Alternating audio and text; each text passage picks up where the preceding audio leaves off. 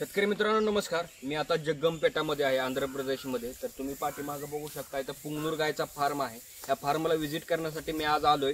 तर आंध्र प्रदेशमध्ये आलो होतो, तर इथं पुंगनूर गाय भेटतात असं कळालं मला।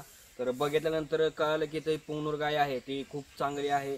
त्यामध्ये 3 कलर असतात, म्हणजे एक आहे लाल, त्यानंतर पांढरी, त्यानंतर काळी, असे 3 कलरच्या गायी भेटतात।